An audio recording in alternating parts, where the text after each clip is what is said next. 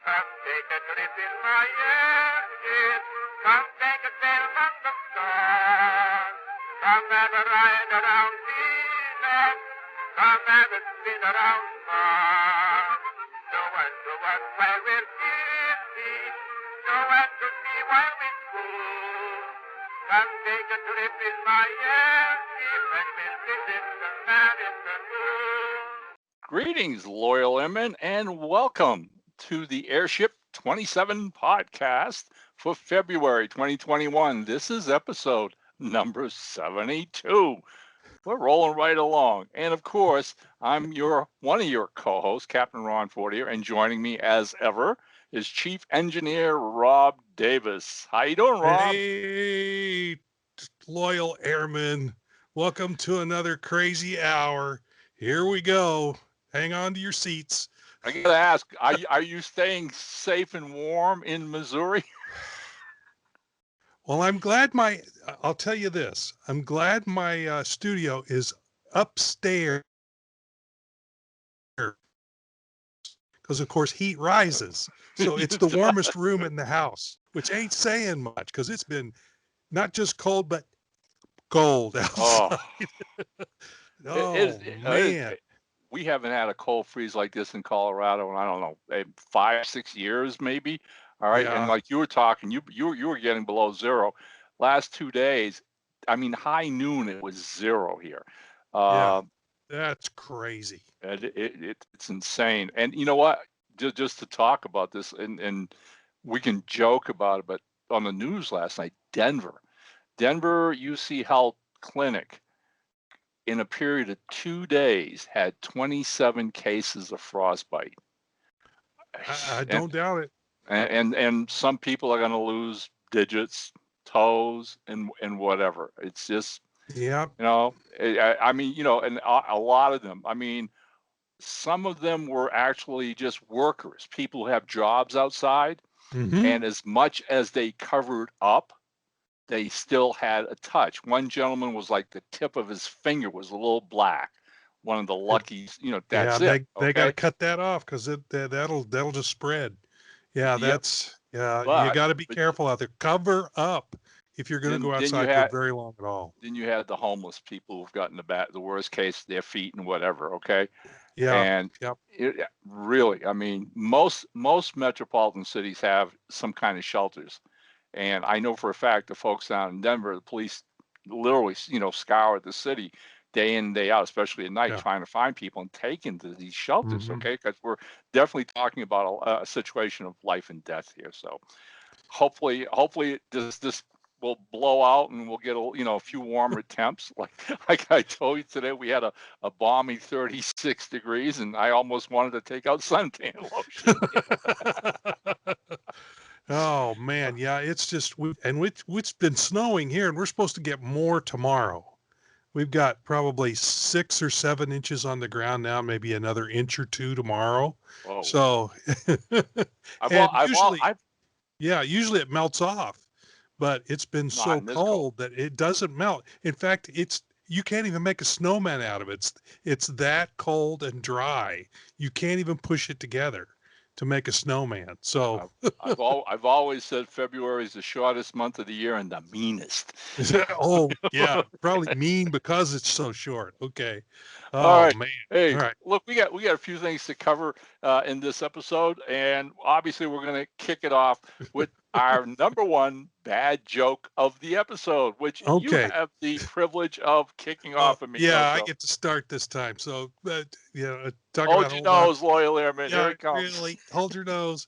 So anyway, this one is actually for sports fans out there. This one's a little late because the Super Bowl's already over, but it's not specifically about the Super Bowl, but it kind of is in that ballpark. So to coin a phrase. So anyway, okay, here we go. Tom Brady, after living a full life, died. When he got to heaven, God was showing him around. They came to a nice little house with a faded Patriots flag in the window. "This house is yours for eternity, Tom," said God. This is very special. Not everyone gets a house up here. Tom felt special indeed and walked up to his house. On his way up to the porch, he noticed another house just around the corner. It was a huge 3-story mansion with red and gold sidewalks and driveways, a 40-foot tall flagpole with an enormous Chiefs flag waving, a swimming pool in the shape of an arrowhead, a KC logo in every window, and a number 15 Patrick Mahomes jersey on the front door. Tom looked at God and said, God, I'm not trying to be ungrateful, but I have a question. I was an all-pro quarterback.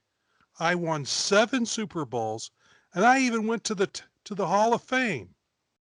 God said, so what's your point, Tom? He goes, well, why does Patrick Mahomes get a better house than me? God chuckled and said, Tom, that's not Patrick's house. That's mine.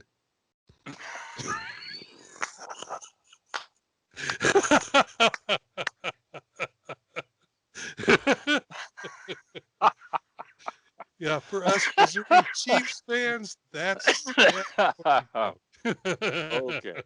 Okay. Oh, good joke. Very, very good sports joke. I like that. That'll make its rounds. I guarantee it. Okay. Oh, I hope so. I hope so. That's another one Teresa found for me. Okay. Excellent. Thank you, Teresa. Yeah. All right. Hey, before we get into some of the agendas, there were a couple of things that I wanted to talk about, which surprised me today, because I just found out about it on Facebook. One of our regular writers and talented gentleman is Greg Hatcher, who lives up, I believe, in Oregon. And all of a sudden, I'm scrolling through Facebook like we all do, and I started seeing these earlier posts from a few days ago as him going to the hospital. Now, I didn't see the actual reasoning for it, but then I saw a few other posts from his wife, Julie, and what I'm getting is he had recently got his COVID shot, but might have been asymptomatic. Yeah. Because after getting it, he started feeling sick, and they went to the hospital, and sure enough, he tested positive. They kept him for observation, and now it looks like he's going to be in the hospital for a couple days. This is serious.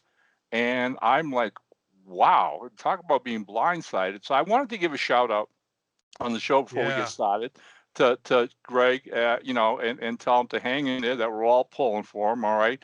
And for all you loyal airmen out there, whatever your preference, say a few prayers for Greg, that whatever this is, he can overcome it and get back to normal again. And it's a good point, Rob, for you and I to discuss what we've been discussing, like everybody else. I got my shot last week. My wife and I got our first COVID-19 shot, which, believe me, leaving the clinic and driving back home, we felt a whole lot better. Believe it, okay? Yeah, party time. Yeah, we go back on the 25th to get our second shot. I want to really applaud the people at UC Health here in Fort Collins, because, I mean, literally thousands of people must have showed up that day.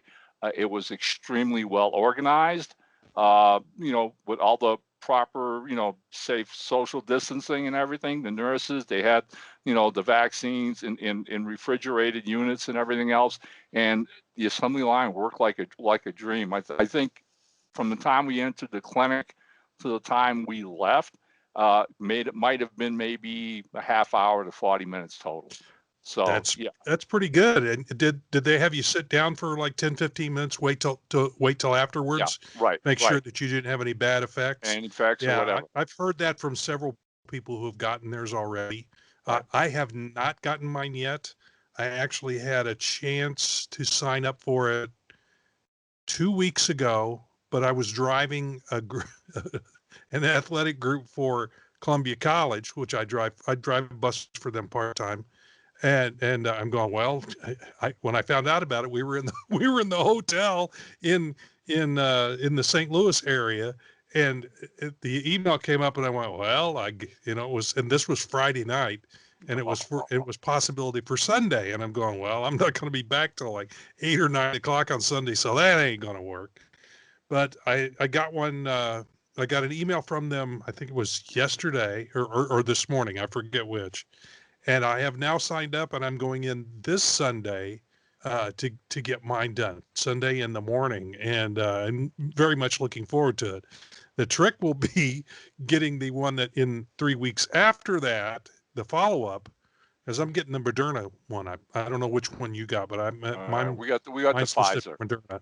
Right. Yeah, mine's listed for Moderna one. I think Teresa got the Pfizer, and but for the next like 5 weeks, I'm driving again for the college. Of course, none of that's set in stone because I just learned today that we are taking we were supposed to take a 2-day trip Friday and Saturday with the volleyball team to go to St. Louis for a tournament, and come to find out the team they were going to play on Friday is in quarantine.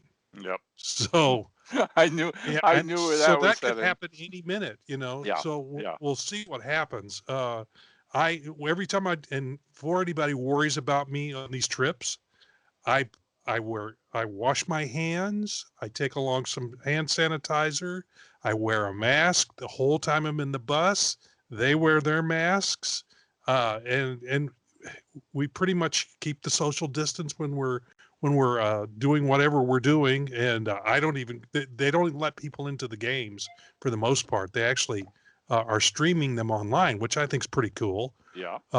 So we're taking a lot of precautions, and they've been very good. Columbia College has in not having any repercussions of this. Most of it has come from the other teams who apparently have had problems with, something causes them to go into quarantine or whatever. Yeah. So fortunately, it's not been a problem for us so far. Fingers crossed, everybody. Yeah. Well, look, I'm going to keep my fingers crossed for you, amigo, that you can get it next week and get it going. I will find some way to get the second dose. Right. I may not be able to go back to the same place I got the original dose, but apparently you can actually get your second dose from a different source if necessary. Well, yeah, I wanted to explain. Yeah, one of the things that they did, which I was curious about, was as I was sitting down with the nurse who gave me my shot, she had a card prepared for me with a sticker, which we free, what it registered online. Right. So they have that already. So she took off the sticker and literally placed it on this little card, like 3x5 or whatever, and gave me that afterwards. So that's my card saying I got shot number 1. And what kind? Right, exactly. Yeah. So should something happen and I not be able to make that 25th appointment, I could conceivably go someplace else and have that card, and they know what shot to give me, et cetera, et cetera. Which is probably what's going to happen with me. I may have to sign up for some other lists so I can let know when I'm thinking comes up. I'm also thinking that as we go through the spring and into summer, and more people are vaccinated. Okay. One of the things that I would like to see happen, you and I and so many of our friends and colleagues, is ultimately start traveling again and going to conventions and all that. But I think airlines and especially airports may start asking people to bring their cards with them. What better? Just you get to the TSA guy and say, "Here's my COVID shot. I got my shot. I've had my vaccinations, but you still, but on top they'll of that, still check you. Yeah. Should be wearing your mask, social distancing. Right. We're still supposed to do all that for a while yet. So as we get more and more people, hopefully we can get past this, maybe this fall, early next year, where we can get back to quote unquote normal and actually, not have to wear a mask everywhere anymore. Right. We don't have to be the Lone Ranger anymore. We have a mutual friend on Facebook named Tim King, and the other day he sent me a picture. He went and got himself a new clot mask, but it was a green one, and just green. He put it on and goes, "Look, I'm the Green Hornet." Way to go, Tim! All right, and good looking mask. Looked like the original. Probably get a stitch of somebody to embroider a little hornet on that. The little hornet on there. Yeah. There you go. That would be all cool. Right. Hey, you loyal airmen. Okay, so look, if you have an opportunity to get your shots, please don't pass it up. Yeah, Please go yeah. get it. Uh, And all because the sciences say, all the scientists say it's not harmful. It's we need to all get it done. I mean, I've known several people who, after the second shot, have had some pretty strong effects yeah, from it. actually, yeah, Yeah, my wife Teresa was knocked for a loop from hers, and it's she felt, more, it's prevalent with the second shot. And you know yeah, what? I'm gearing up for it, and so is Valerie. But yeah. I'm what's a hoping day to. or a couple days of feeling, a few little aches and pains? Okay, Well, she had as, a little more than that, but not a whole lot more. It felt like a real mild case of the flu, right. from what I could tell. And Is I'm mostly told what you it can is. take Tylenol or whatever and do what you normally Yes. do, Yep. hydrate and whatever. Again, like I Yep. said, hey, look, Rest. that's a price to pay to not get this thing and end up, Very small price to pay. hey, Yeah. wait, final word on this, but again, I think these things Okay. need to be said, Rob. Just last night, a young girl from Denver, and I mean, we're talking 18, literally had a stroke and ended up in the hospital, 18 years old, and it was caused by COVID.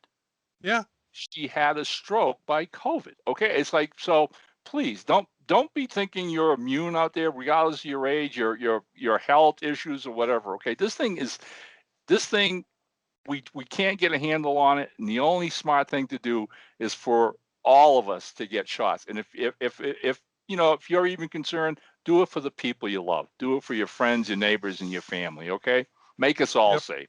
Thank you. Yeah. It's, yeah, small price to pay. So Yeah. anyway, that's yeah, Okay, yeah. So lecture over. let's get back to some fun stuff here. And Yeah. I'll take this one as you had the joke and kick this off.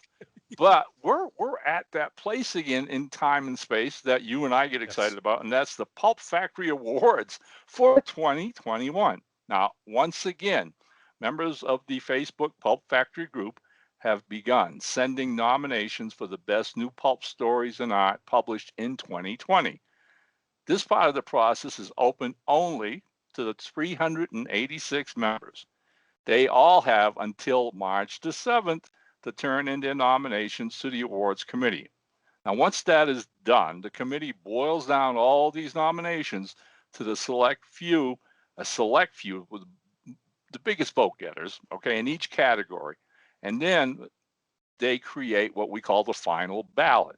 The 5 categories are best new pulp novel, best new pulp short story, best pulp cover, best interior illustrations, and best new pulp anthology or collection. The final ballot is open to the public at large.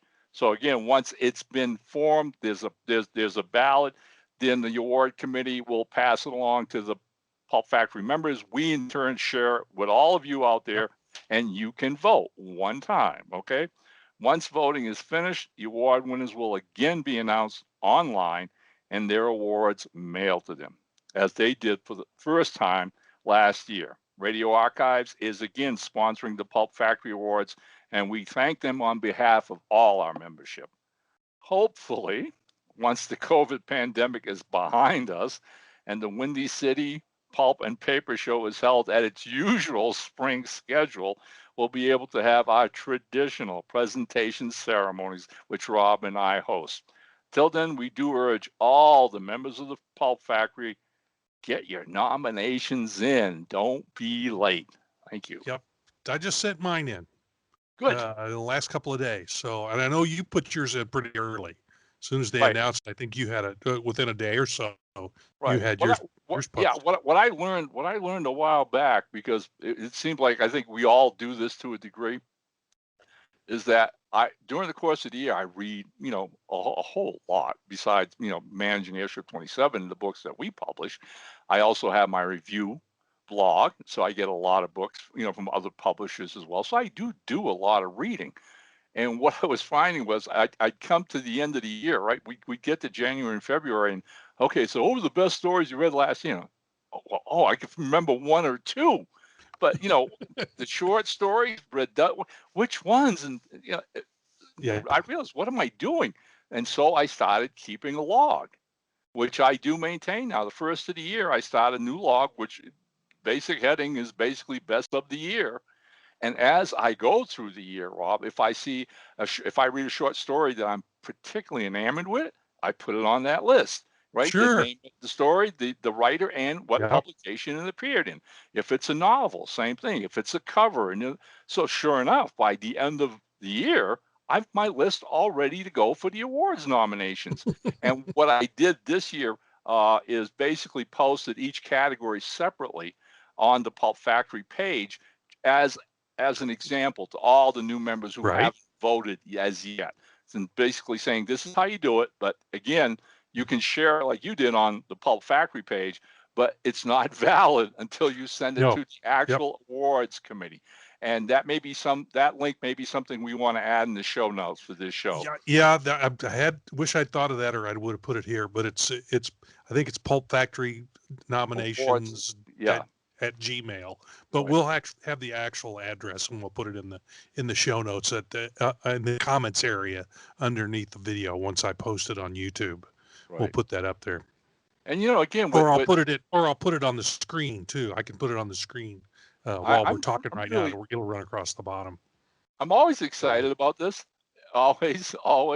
And like I said, with our membership as high as it is these days, all right, I am really hoping that all that's going to do is create a much wider reach throughout the new pulp community.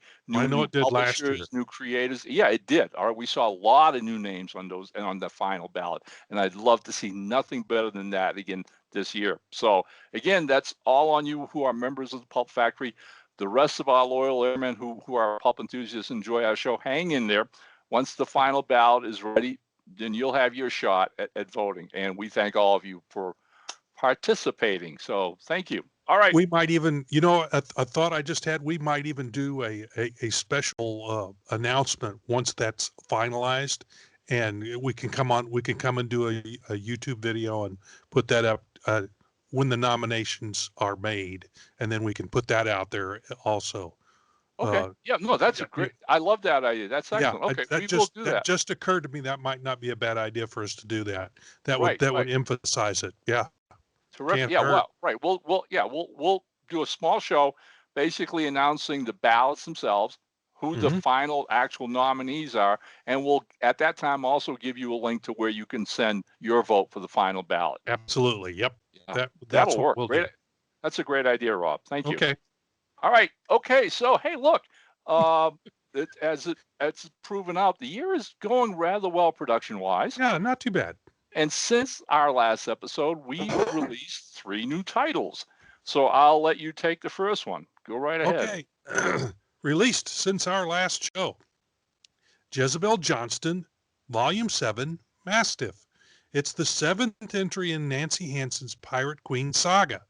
I provided the interior illustrations, and Adam Shaw kicked it again right out of the park. Did another beautiful cover for that book.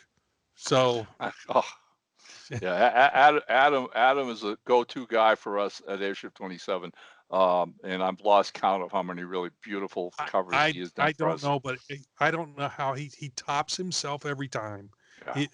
Yeah, I go, wow, this is a beautiful cover. I can't wait to see what the next one that he does for us looks like. He's been very good to us, giving us some beautiful covers. 100%. And Nancy is, as ever, plowing ahead with volume. What was it? Yeah. This was 7, right? So she's plowing ahead with volume 8. Okay. And of course, I'm trying to work this thing out in my head. So yeah, 8 will be time for us to do another omnibus edition, because the first one we did collected volumes 1 and 4. All right. And then that ended with Jezebel and some of the characters heading away from the Caribbean off to the Barbary Coast. And that has been the central focus of the last 4 books, whereas Nancy has plotted it out so that volume 8, which she is now deep into, and she posts online doing all kinds of more research and just having a ball with this, will most likely wrap that up and have Jezebel coming back to her home ports and whatever. But that'll be the perfect opportunity time for us. Obviously, we're going to release Volume 8 when it's ready, when it comes out, and she sends it to us and we put it together. And after it's been on sale for at least a few months by itself, Rob and I will look at doing another omnibus edition, which will be Volume 2 of the Jezebel Johnson saga. It takes me a little while to reconfigure each of the stories, because we go from the 6x9 inch size for the book to 7x10 for those bigger volumes, because they're usually so thick that Amazon limits the number of pages you can do. So we have to do it in a larger format, which works out fine. I mean, it's a thicker book anyway, but right. We'll be ready. If any of you are curious, we brought this up before too. One of the reasons why we want to do omnibus editions is basically to also save you some pennies, okay? Because if you're at all interested in these kind of series, all right, and hey, money's a little tight, the budget's a little tight or whatever, by buying the omnibus edition, believe me, you will save some bucks over buying each individual book by itself. So it's another opportunity for you to enjoy what is really one of the best fictional sagas I have read in ages, all right? And at the same time, save some bucks. So there you go. All right. Now, after that, we had the fun of publishing a new writer with Airship27. Not that he's new to New Pulp, but this was his first work for us. And that was Rune Master, Shield Maiden's Blade, a sword and sorcery adventure by Mike Bullock, with interior illustrations by Chris Nye and a painted cover by Steve Otis. Now, this was released on January 22nd, which happened to be the birthday anniversary of the late Robert E. Howard. So you want to talk about kismet, all right? I mean, there I am, I'm on Facebook and I'm posting the press release and the cover by Steve and Chris and Mike, and everybody's all excited because the book's out. And as I'm scrolling through, I'm seeing happy birthday, Bob Howard, happy birthday, the father of Conan. And I'm going, what? Oh my Lord, it's Robert E. Howard's birthday anniversary. So yeah, that was most fortuitous, I would say. All right. And since then, I think the book is getting very well received. I think a lot of people were surprised by it. Those who've been following Chris Nye's posts and had seen some of his early illustrations were waiting for it. Chris's artwork in that book is stunning. It's absolutely stunning. And Steve Otis loves Frazetta. Frazetta's one of his heroes, and it shows in his work. So for all of you who've been bugging Rob and I for the past couple of years, when you going to do sword and sorcery? Well, here it is. Here it is. And we started with a beaut, let me tell you. Okay, nothing half-baked here. That's a great book. Okay, amigo, and then the third book since last show was... There's been a lot of anticipation for this one. This is The Musketeers' New Adventures. Alexandre Dumas' classic swordsmen are back in 3 new adventures by Paul Beal, Alan Porter, and Joel Jenkins. The interior illustrations are by the great Ed Cato, and the cover by Adam Shaw. Again, he's knocked it out of the park again. So this is, of course, this is D'Artagnan, Porthos, Aramis, and those guys. And these are new adventures of those characters. Yeah, classic stuff. Okay, I mean, there have been so many film adaptations of the original novels by Dumas over the years. There's been television series.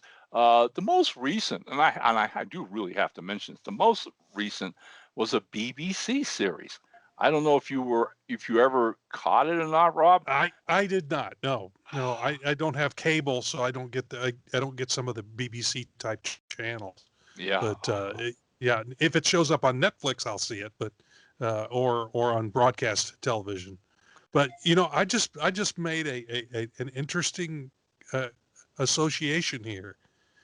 That these 3 books all have swords in them. Yes, they do. Got it. Yes, they all have swords in them. Yes. Okay. very true, very true. And So January was Swords Month.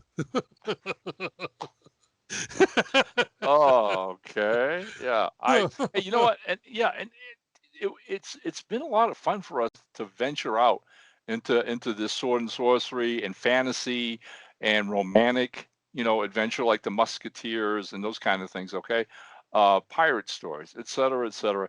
Um, because I was talking, in fact, this morning, which is I think apropos to this discussion.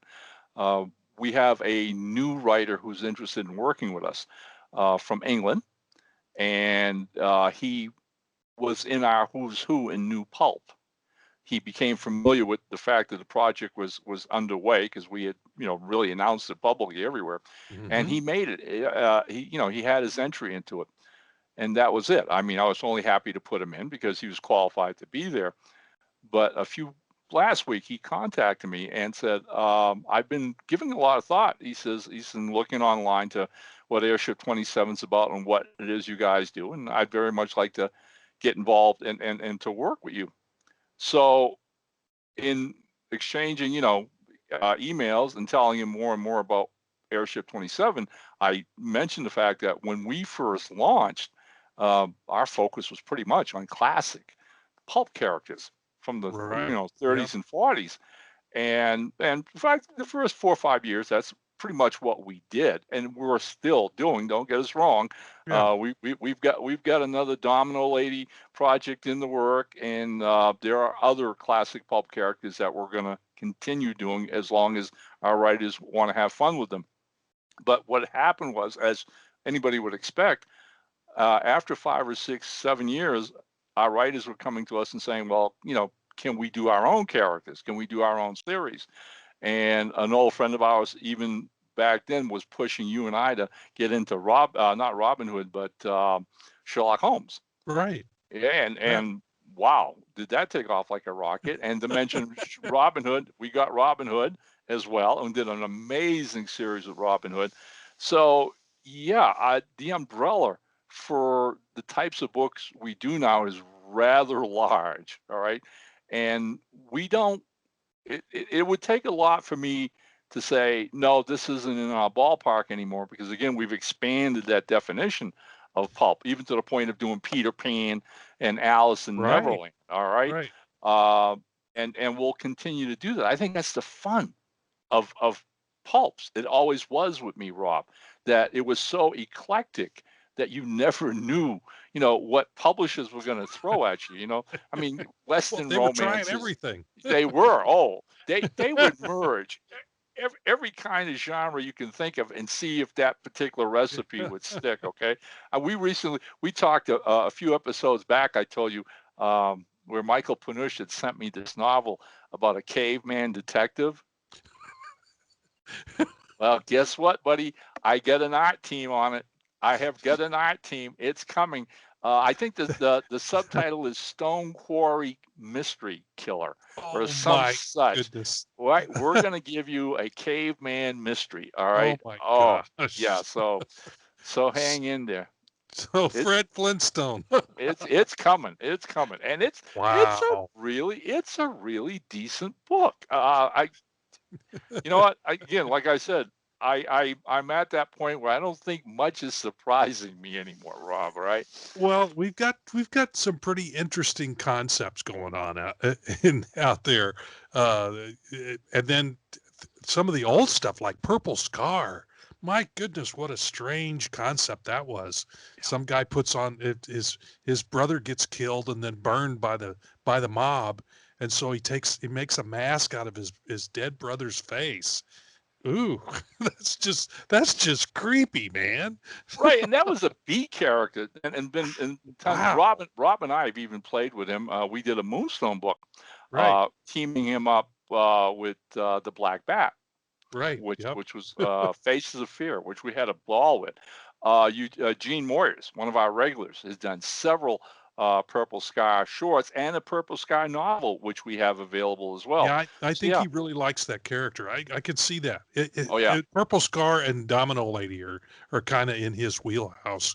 He does very well with both those characters. Right. And yeah, and he has got some new Domino Lady adventures heading our way. Again, we'll talk about that in a second as to what the next agenda is, which is obviously what is coming next. What's next? And as usual, okay, we've several titles near completion in various stages of production, and any one of which could be our next release. Now, some of these include, and I'm going to read it off, the Incunabulum of Sherlock Holmes. You know, I've That's been a tough practicing one. that all day, all right? And I'm not going to repeat it. I got it right. That's a Yay. tough one. A collection of 6 Sherlock Holmes and Dr. Watson stories by I.A. Watson. Rob is right now finishing up on doing the interior illustration, and he's already done the cover, which I absolutely love. I think it's fantastic. I think our especially our Holmes fans are going to love this thing, Rob. I think It is completely different from anything else, any other kind of cover we've done. So to build the suspense, it stands out. It stands out. Different. Brilliant. It is Yeah, different, brilliant. completely different. And in this fact, I've even considered doing something different, but now that you've committed me, you want me to stay with that one. Okay. I want that right. cover. I want people to see that cover. Okay. And so, and so again, what you're going to get to see here is a couple of Ian's stories that appeared elsewhere in other publications, because I know I was in one anthology with him, and so he wanted to see another edition of it that would stay in print longer, because this was a traditional publisher, whereas with us and Amazon and print on demand, most of our books are going to be there for the next 20, 30, 40, hopefully, ad infinitum. Well, so, and all together in one place too. Yeah. But exactly. and these are stories that wouldn't necessarily fit really well with the stories in the Consulting Detective series. There's a couple of these that are kind of just a little outside our normal thoughts. There's elements of the supernatural and fantasy. Yeah, right. There's some supernatural stuff going on and that sort of thing. So, but as usual, of course I've read these and enjoying them.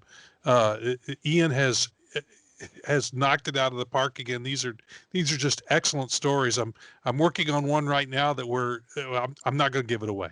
I'm not going to talk about it. I'm just enjoying Don't it. worry. Don't worry. It's so different that I'm enjoying the heck out of it.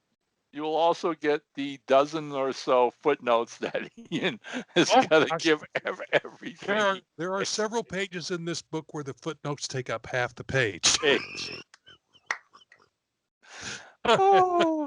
Hey, look, if you haven't read any of Ian's works, we've also got 2 Kindle collections of his Sherlock Holmes stories from Consulting Detective. Go pick them up, okay? Ian is clearly an authority on the subject. He knows the Conan Doyle canon inside out, and his stories are brilliant. They're always so much fun. Some of them emotional, endearing, and some have won Pulp Factory Awards in the past, deservedly so. So I'm really excited about the Incunabulum of Sherlock Holmes. All right, what happens after that, Rob? Okay, the next one is The Masked Rider, Tales of the Wild West. And this is volume 3.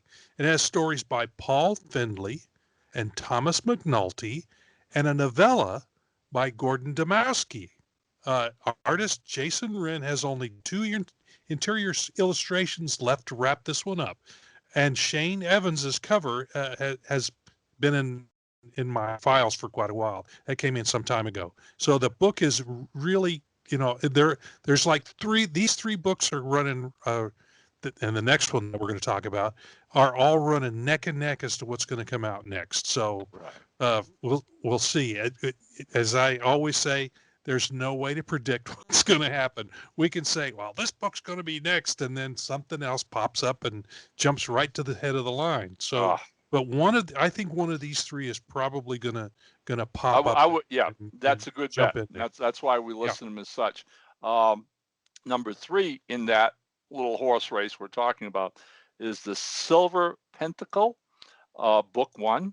It's the start of a new fantasy series by Nancy Hansen.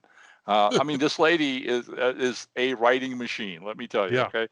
And a Colorado friend of mine, artist Guy Davis, has only himself a few illustrations left to do for the book. It's going to be his first work with Airship 27. Mm-hmm. And I was that taken with his interior illustrations and his enjoyment of the process of working with Rob and I and Nancy's story, that in the end, it was one of those things where Ron starts thinking, okay, so who's going to do the cover? But the more I kept looking at Guy's work, I wondered what would happen if we gave him that opportunity. And we have. Guy will be doing the cover. And for no other reason, I think, Rob, we're going to get something different and unique that we haven't, put forth before. So that's always something that we want to maintain. We want to stay fresh. We don't want to repeat the same images constantly over and over again. Traditional pulps, buddy. Publishers every month fought tooth and nail with their art directors and make it stand out. It's not like everything else on those shelves. And even us little guys have that same vibe. We want to give you something new and fresh that you haven't seen before. So So hey, look, those are the three top.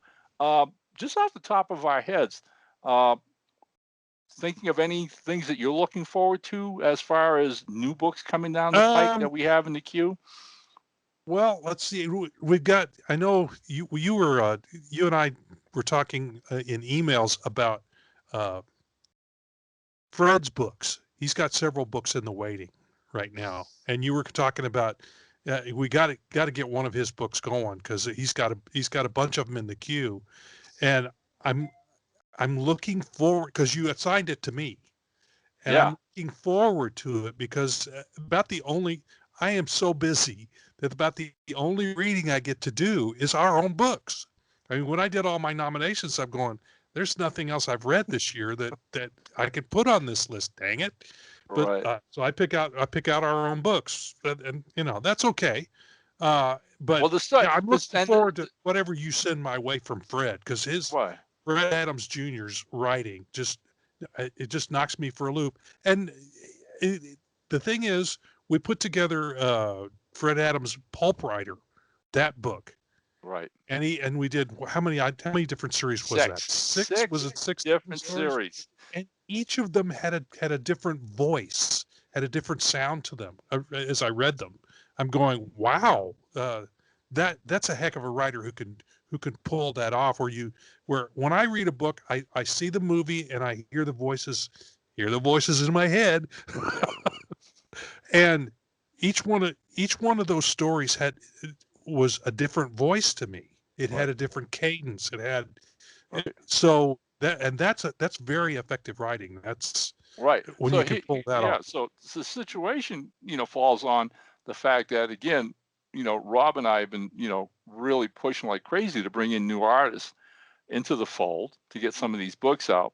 And when you've got somebody as prolific as Fred, his letter to me a few days ago was basically reminding me that we've got at least 4 of his series novels, the latest version. So we've got a new C.O. Jones book.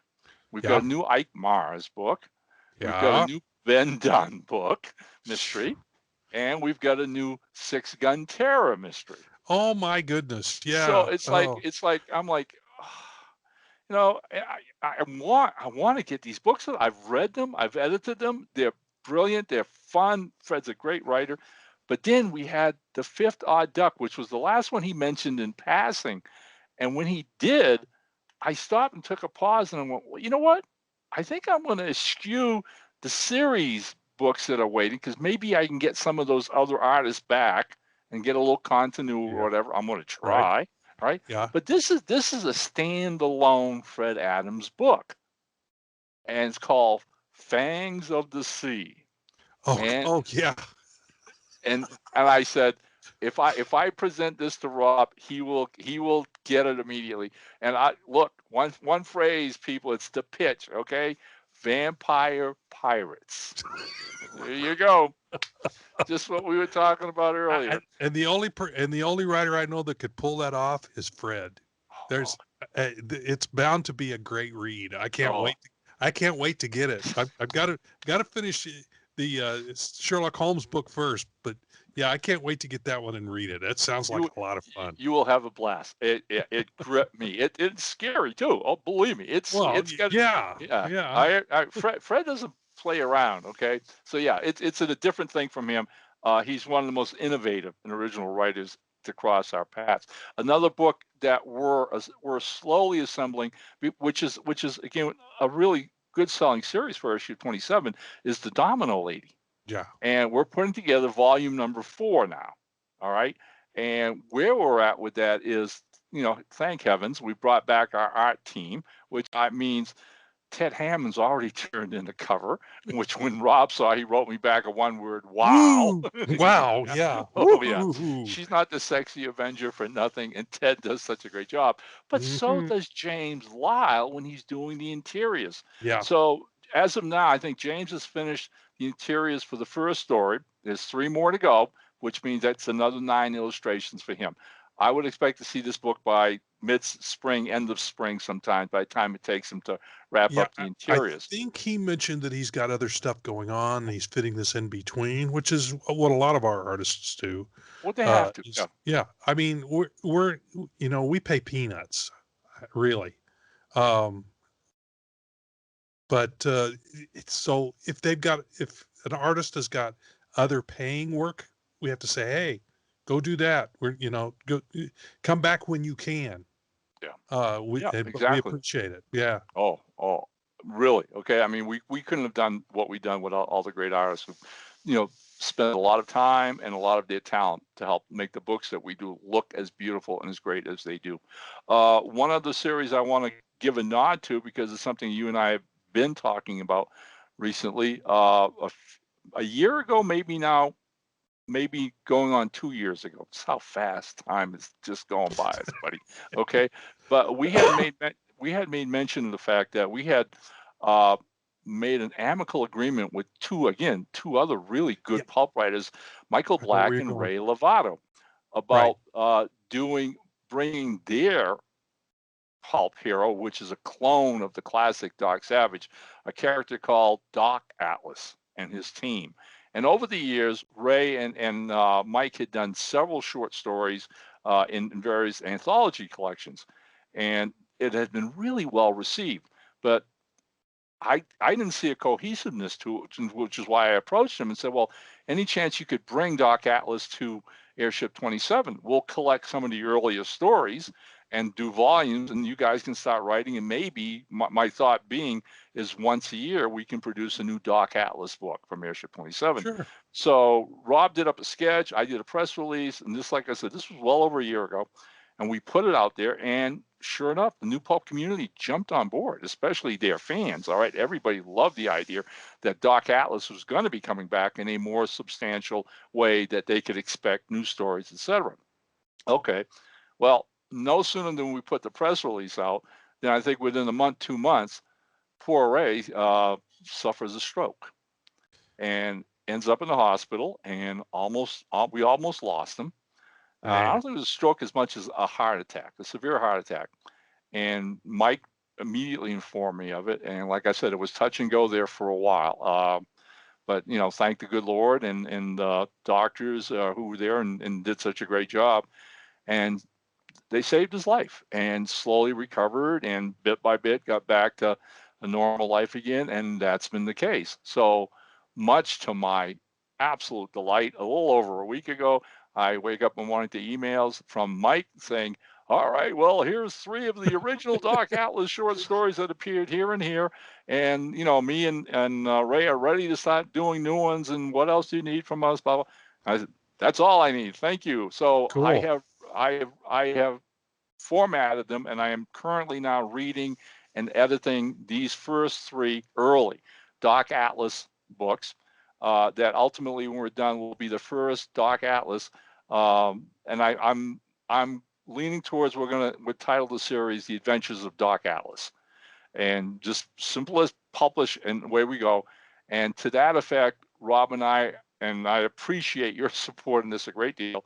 There is an artist I have in mind for the series that I really want to bring on board. I've written him a long letter explaining why I think he's the right fit, and Rob joined in and supported that concept and idea. He hasn't replied yet, but I didn't pressure him. I basically said, give it some thought. But one of the things I would love to do is have some uniformity with this particular series, so that each new adventure came out and we'd have the same look and feel, pretty much like what James Balmer did in the 60s when Bantam said, hey, we're going to reprint the old Pulp, Doc Savage books. And the minute they put Balmer on it, it almost became iconic that the new Doc Savage fans accepted that as their version of Doc. Whereas some of the older real pulp collectors remember the George Rosen, who was it? No, that's not who it was. Rosen, that's the Shadow. And I know Baumhofer. Baumhofer that's him. did the covers of Doc Savage. So again, regardless of which you favor or like or don't like or whatever, I wanted a consistency to the series that our fans and the Doc Atlas fans will recognize immediately and say, oh, okay, there's a new Airship 27 Doc Atlas. So that's what's going on right now. Keep your fingers crossed that maybe next podcast we'll have the book finished and being illustrated, and we can announce who this really stellar artist is. Please, if you're watching this video, say yes. We want you for this project. Okay. So that's it. That's just a few. That's just a few of a lot of the things that are coming your way in 2021, as Rob and I have the time. And we'll talk about that a little bit. What else are we doing? I know you're still working on Twilight Grim. Yeah. For Silverline Comics. How is that going? Issue 4. I'm up to page 4 in that. Actually, 1, 2, 3. Yeah, 4, because I had a 2-page spread to do. I was going to. That was just one illustration, but it was a 2-page spread.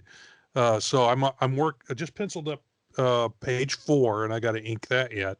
I've had a few.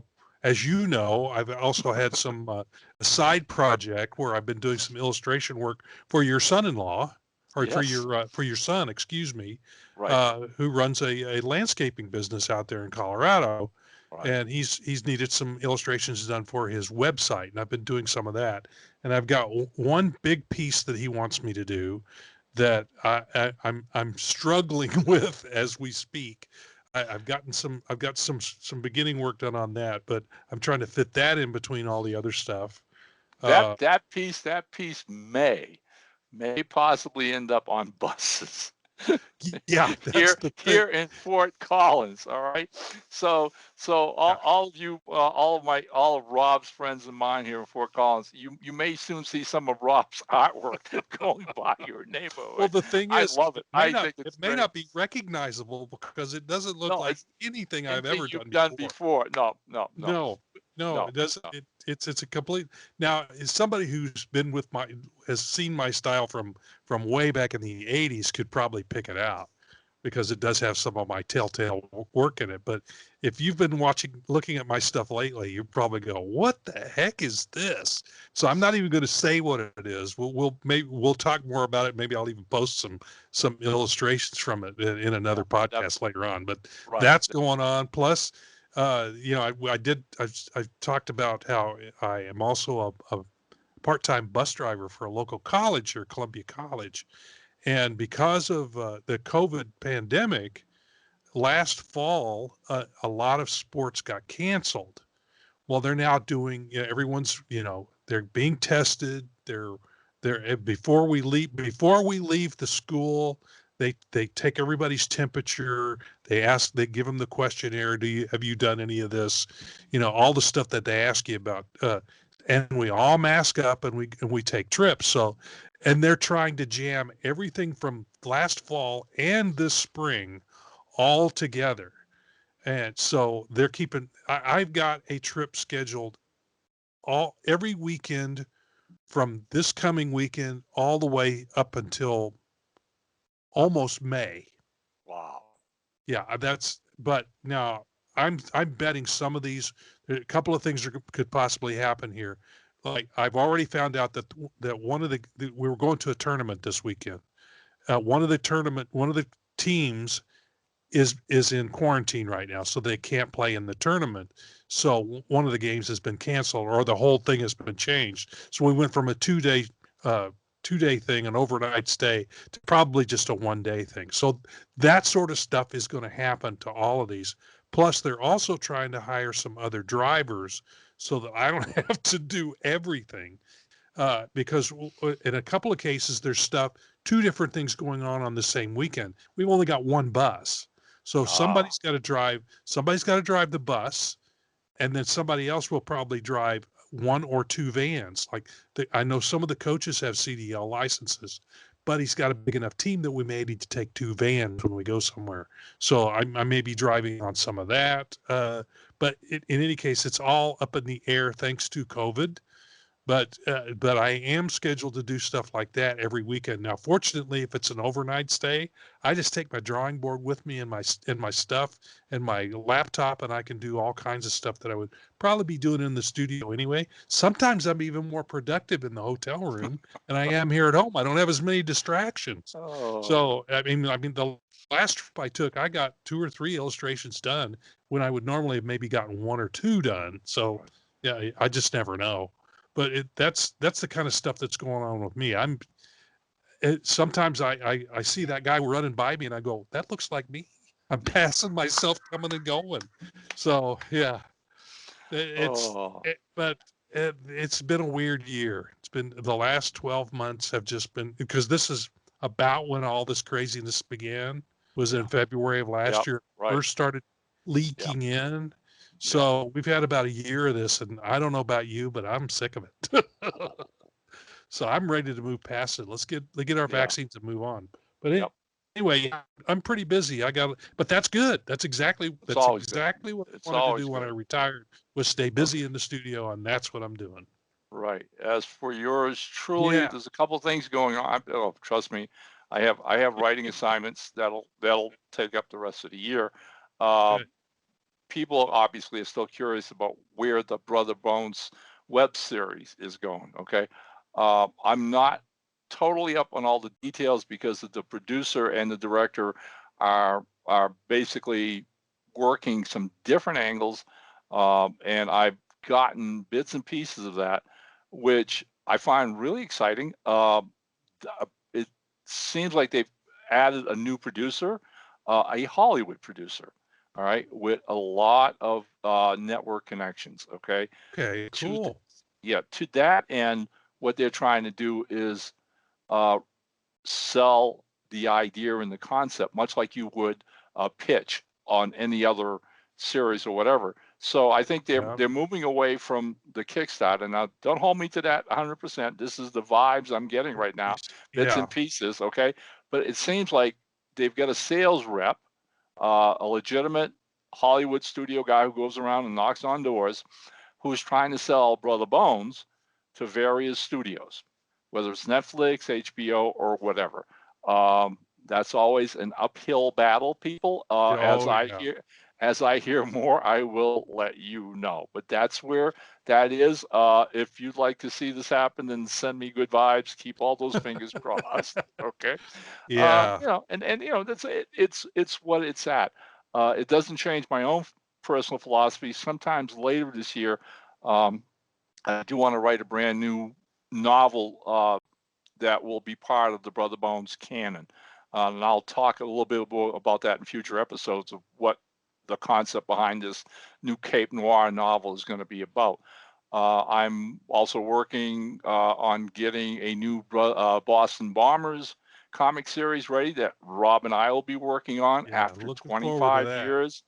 I'm back in that world. I finished first script. I'm 75% finished the second script, and it's strange. It's strange going back to a thing you did so long ago. And the one project that's right in front of me right now, though, and I pretty much kept it on the wraps until now, but I'm going to let all of you know, and thanks for watching the show. I am currently writing a new Black Bat graphic novel for artist Mike Belcher. Now, this all came about when Moonstone published very recently my Black Bat Domino Lady collection, all right, which had those 2 miniseries in it and all those pulp characters or whatever. And Mike, who loves Golden Age material, and you and I have talked about this before, his style is very Golden Age. And so Mike picked up a copy. In fact, his wife bought him a copy for Christmas. And one day, while he and I were Skyping and talking, he started telling me about how much he liked the Black Bat. And out of the blue, he turned around and said, any chance you and I could do a Black Bat comic project? Which caught me off short a little bit. And then in that one conversation, it suddenly dawned on me that there had never been a comic book adaptation of his origin story. Okay. So it appears in the first Black Bat story, the original pulp book, which I then went out and bought from our buddy Mike Chomko. All right. And the kicker is, so now Mike is like, okay, well, look, he says, let's do it. He says, I'll do all the art, and his son Aiden, who is a brilliant colorist, is going to color it. All right. Yeah. And so I'm like, wow, I was very excited. I'm really taken by it. I get the book, the original reprint book, and I read it through, and then it's when you realize you can't make a comic out of this story. It just it twists and turns. It's just awful, Rob. It's just, as a pulp, it's great. As a comic book, where you depend on the visuals and you know what I'm talking about. So next Skype with Mike, I says, I can't do it like this. So Mike goes, well, he goes, then do your version. And I went, you know what? That's right. That's what we're going to do. We're going to do a comic version of the origin of the Black Bat. Now, Grant, I'm not throwing out the baby with the bat water, okay? There will be the elements that appeared in the original story, but where it became untenable for us to do it as a visual, that's where we're going to make turns and changes, all right? And try to maintain the real essence of who these characters are and what they're about, so that when you get to the end of this graphic novel, you know, he's Tony Quinn, he's the Black Bat, he's got Silk, it's the same pulp series that you've known and loved all these years, but now done as a visual graphic story. And here comes the bonus, Rob, all right? 2 or 3 Skypes into this, and one day Mike looks at me and goes, you know, I kept thinking about this, and he said, I'm so excited to do it, and we don't even have a page count. I'm just going to write it till it's finished, all right? So it will be a graphic novel, right? Mike goes, what do you say we do it magazine size? I about fell out of my chair. Are you kidding? Are you kidding? So we're going to do it square. We're going to do it square via Kablam and Indie Planet. All right. And it's going to be full color. I am so psyched. Wow. I'm about 28, 29 pages into the script now. 29, you know, comic script pages done.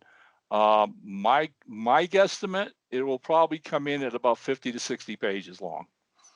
And with Mike drawing it in that classic 40 style of comics, all right, and Aiden coloring it, this thing is going to be so beautiful. I mean, really, all right, I'm knocking myself off trying to give them something that will inspire them, and it'll be something that, you know, pulp lovers, you know, especially Black Bat fans, are really, really going to appreciate and enjoy to the max. So that's what's in front of me, buddy.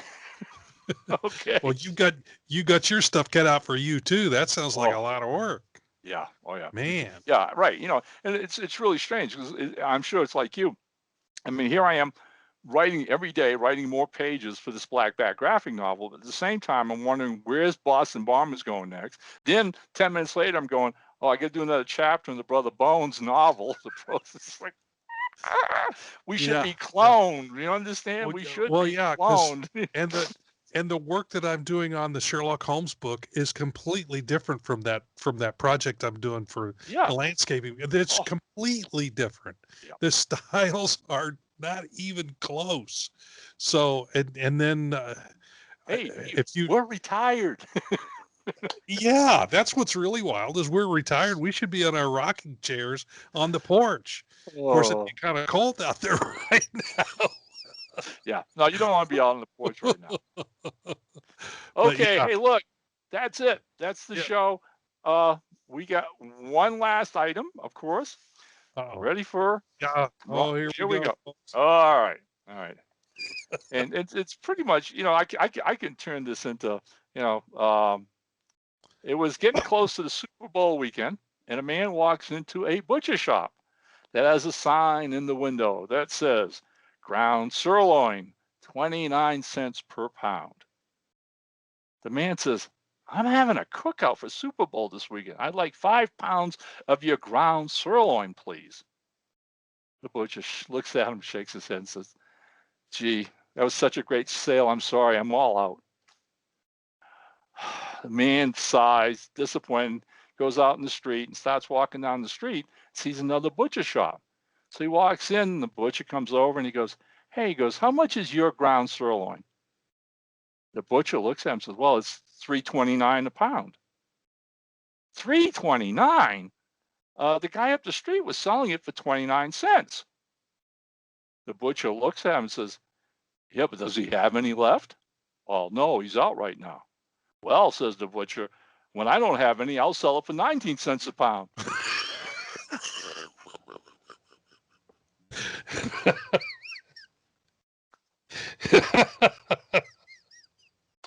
That's about right. That's about right. Oh my goodness. Oh, that does get people in the door. Oh, hey. All right. That's There bad. you go. That's really bad. Yeah, it is. It is. And that's episode 72. Rob's Yeah, going we to put it in did the it again. can. We ate up another hour of everyone's time. You're never, ever going to get back. But hey, thanks so much for continuing to support us and watch the show. I got to tell you, Rob, it was funny because like about a week ago, I was checking the numbers on YouTube, and episode 71 seemed to be lagging behind a little bit. And I was kind of curious about that. But, hey, look, everybody's busy. Everybody's doing things. And Right. COVID does that pretty much as well. But the truth of the matter is, over the last week, as of today, we are back up to 92 viewers. So again, hey, thank you. Thank all of you. Okay. We enjoy spending this time with you. I wish it could be conventions. And the good Lord willing, and everybody gets their shots, maybe at the end of the year, that's going to be possible. So let's all think positive. All right. Rob, go ahead and sign us out. All right. This is your Chief Engineer, Rob Davis, signing off. And as ever, Captain Ron says, down ship.